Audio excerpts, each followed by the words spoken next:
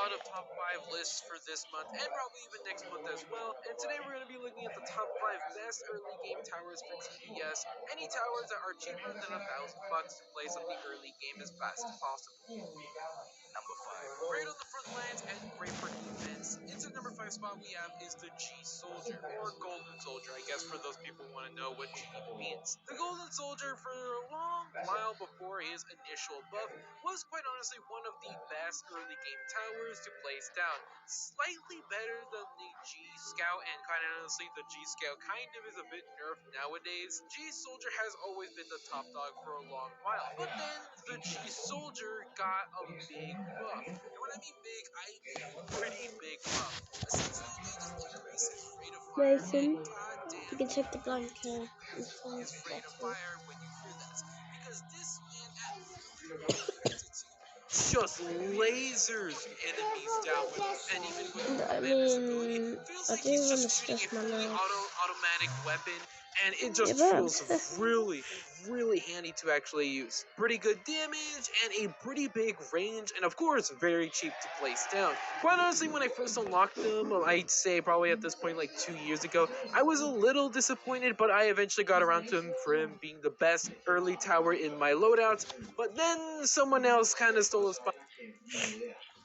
I just got one of the rarest Roblox achievements, and it was sort of a complete. Else kind of stole the spotlight, but still to this day, he is a very handy and quite honestly a pretty good early game tower defense, I guess, character to actually use. Good damage and a very good rate of fire.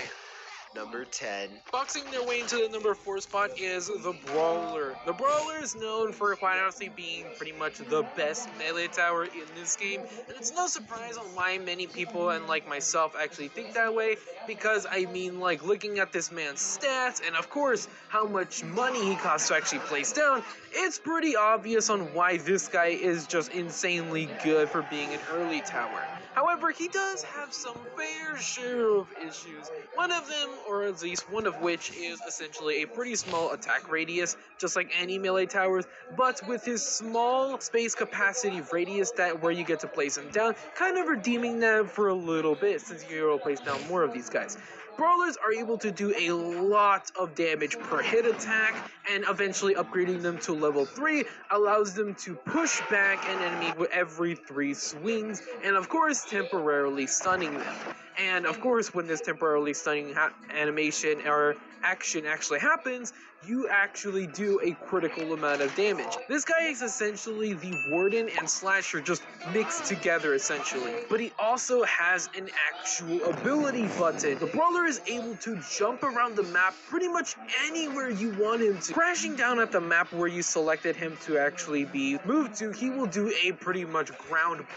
It's able to stun and deal damage to any enemies nearby. Quite honestly, a very strong tower, and of course early game tower, and it is very reasonable, and of course only be able to afford it by purchasing gems. Number 7. Cooking up a meal is the G Pyro into the number 3 spot.